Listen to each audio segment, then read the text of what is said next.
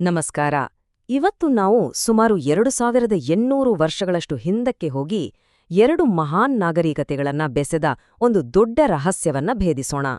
ಇದು ಭಾರತದ ಒಬ್ಬ ಶ್ರೇಷ್ಠ ಚಕ್ರವರ್ತಿಯ ಕಥೆ, ಆದ್ರೆ ಇದರ ಸುಳಿವು ಸಿಕ್ಕಿದ್ದು ಅಫ್ಘಾನಿಸ್ತಾನದ ಬಂಡೆಗಳಲ್ಲಿ.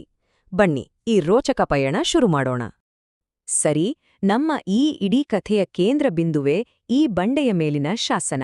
ಇದು ಸುಮ್ನೆ ಹಳೆ ಬರಹ ಅಷ್ಟೇ ಅಲ್ಲ, ತನ್ನ ಸಾಮ್ರಾಜ್ಯದ ರಾಜಧಾನಿಯಿಂದ ಸಾವಿರಾರು ಮೈಲಿ ದೂರದಲ್ಲಿ ಕೆತ್ತಿಸಲಾದ ಒಂದು ತುಂಬಾನೇ ಮುಖ್ಯವಾದ ಸಂದೇಶ ಇದು.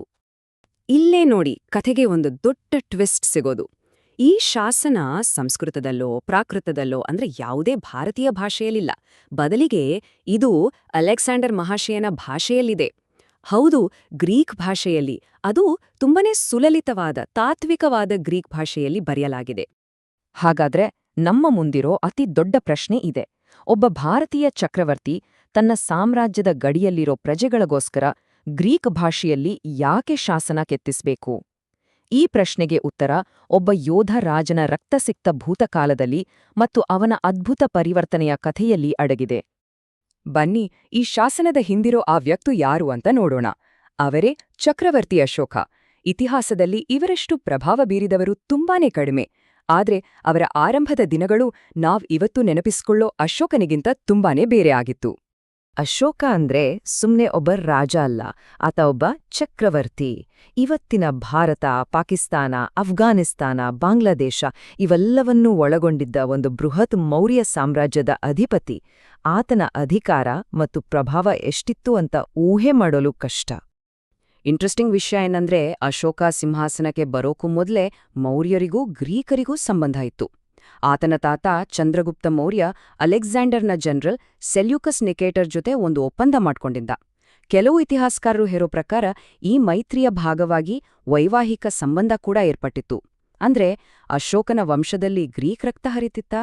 ಇರಬಹುದು. ಆದರೆ ಆರಂಭದಲ್ಲಿ ಅಶೋಕ ಒಬ್ಬ ತತ್ವಜ್ಞಾನಿ ಆಗಿರ್ಲಿಲ್ಲ.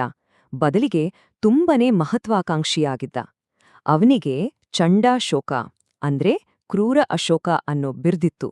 ಅಧಿಕಾರಕ್ಕೋಸ್ಕರ ತನ್ನ ಸ್ವಂತ ಸಹೋದರರನ್ನೇ ಕೊಂದ ಅನ್ನೋ ಕಥೆಗಳು ಆತನ ಆರಂಭಿಕ ವ್ಯಕ್ತಿತ್ವದ ಕರಾಳ ಮುಖವನ್ನ ತೋರಿಸುತ್ತೆ. ಹಾಗಾದ್ರೆ ಅಷ್ಟೊಂದು ಕ್ರೂರನಾಗಿದ್ದ ಯೋಧ ಶಾಂತಿಯ ದೂತನಾಗಿದ್ದು ಹೇಗೆ?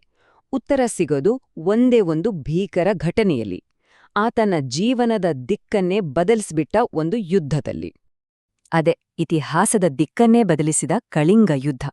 ಇವತ್ತಿನ ಒಡಿಶಾ ಪ್ರಾಂತ್ಯ ಅಂದರೆ ಕಳಿಂಗ ಮೌರ್ಯ ಸಾಮ್ರಾಜ್ಯಕ್ಕೆ ಸೇರಿರ್ಲಿಲ್ಲ.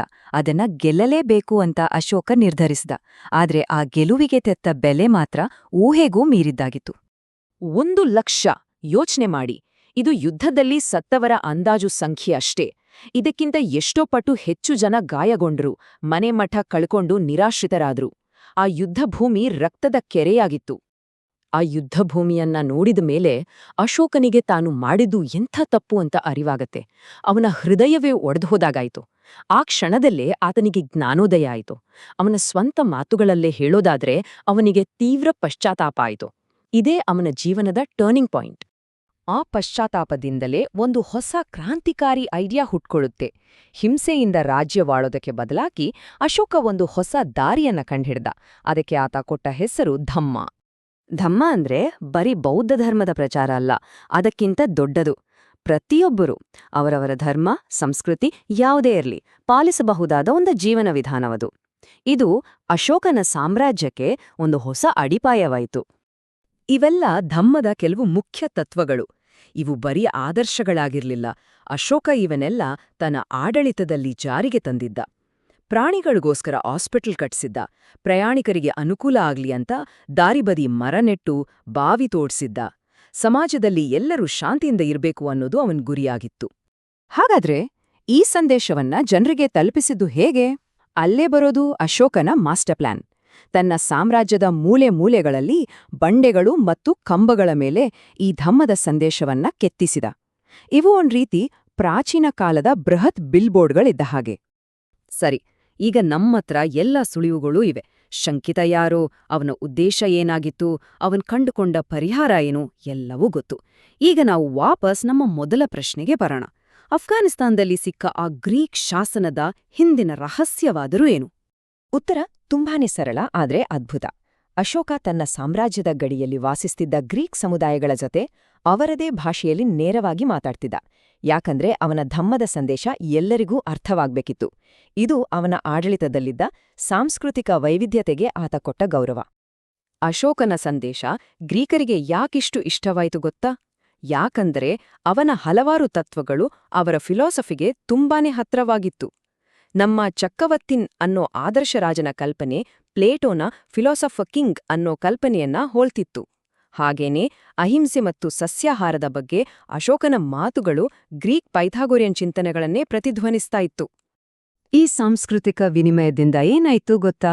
ಗ್ರೆಕೋ ಬೌದ್ಧ ಧರ್ಮ ಅನ್ನೋ ಒಂದು ಅದ್ಭುತವಾದ ಹೊಸ ಕಲಾತ್ಮಕ ಮತ್ತು ಆಧ್ಯಾತ್ಮಿಕ ಚಳುವಳಿಯೇ ಹುಟ್ಕೊಡ್ತು. ಇದ್ರಲ್ಲಿ ಗ್ರೀಕ್ ಶಿಲ್ಪಕಲೆಯ ಶೈಲಿಯನ್ನ ಬಳಸಿ ಬೌದ್ಧ ಧರ್ಮದ ಕಥೆಗಳನ್ನ ಹೇಳಲು ಶುರು ಮಾಡಿದ್ರು. ಈ ಪ್ರಕ್ರಿಯೆ ತುಂಬನೇ ಸಹಜವಾಗಿ ನಡೀತು. ಮೊದಲು ಅಶೋಕನ ಮಾತುಗಳು ಗ್ರೀಕ್ ಸಮುದಾಯಗಳಲ್ಲಿ ಹೊಸ ಆಲೋಚನೆಗಳ ಬೀಜ ಬಿತ್ತಿದ್ವು. ನಂತರ ಆ ಸಮುದಾಯಗಳು ಈ ವಿಚಾರಗಳನ್ನ ಅಳವಡಿಸ್ಕೊಂಡ್ವು. ಕೊನೆಗೆ ಗಾಂಧಾರ ಕಲೆಯಂತಹ ಸುಂದರ ಕಲಾಕೃತಿಗಳು ಹುಟ್ಕೊಂಡ್ವು. ಎರಡು ಮಹಾನ್ ಸಂಸ್ಕೃತಿಗಳು ಸೇರಿದಾಗ ಎಂತಹ ಅದ್ಭುತ ಸೃಷ್ಟಿಯಾಗ್ಬೋದು ಅನ್ನೋದಕ್ಕೆ ಇದೊಂದು ಉತ್ತಮ ಉದಾಹರಣೆ. ಆದ್ರೆ ಅಶೋಕನ ಪರಂಪರೆ ಬರೀ ಇತಿಹಾಸದ ಪುಸ್ತಕಗಳಲ್ಲಿ ಇಲ್ಲ.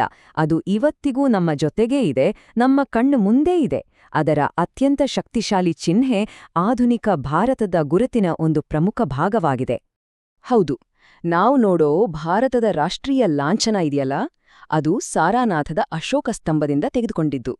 4 ದಿಕ್ಕುಗಳನ್ನ ನೋಡ್ತಾ ಇರೋ ಆ ಸಿಂಹಗಳು ಧರ್ಮದ ಸಂದೇಶ ಜಗತ್ತಿನ ಎಲ್ಲೆಡೆ ಹರಡಲಿ ಅನ್ನೋದನ್ನ ಸಂಕೇತಿಸುತ್ತೆ. ಅದರ ಕೆಳಗಿರೋ ಧರ್ಮಚಕ್ರ ನ್ಯಾಯ ಮತ್ತು ಸತ್ಯದ ಪ್ರತೀಕ. ಅಶೋಕನ ಆದರ್ಶಗಳು ಇವತ್ತಿಗೂ ಎಷ್ಟು ಪ್ರಸ್ತುತ ಅನ್ನೋದಕ್ಕೆ ಇದಕ್ಕಿಂತ ದೊಡ್ಡ ಸಾಕ್ಷಿ ಬೇಕಾ? ಹಾಗಾದ್ರೆ ಕೊನೆಯದಾಗಿ ಒಂದು ಯೋಚನೆ ಮಾಡೋಣ. 2200 ವರ್ಷಗಳ ಹಿಂದೆ ಒಬ್ಬ ಚಕ್ರವರ್ತಿಯ ಮನಸ್ಸಿನಲ್ಲಿ ಆದ ಒಂದು ಬದಲಾವಣೆ ಕೇವಲ ಅವನ ಸಾಮ್ರಾಜ್ಯವನ್ನಷ್ಟೇ ಅಲ್ಲ, ಶತಮಾನಗಳ ನಂತರ ಒಂದು ಆಧುನಿಕ ರಾಷ್ಟ್ರದ ಆತ್ಮಸಾಕ್ಷಿಯನ್ನೇ ಹೇಗೆ ರೂಪಿಸ್ತಾ ಬಂದಿದೆ. ಇತಿಹಾಸ ವರ್ತಮಾನದ ಮೇಲೆ ಹೇಗೆ ಪ್ರಭಾವ ಬೀರುತ್ತೆ ಅನ್ನೋದಕ್ಕೆ ಇದೊಂದು ಅದ್ಭುತ ಪಾಠ ಅಲ್ದಾ?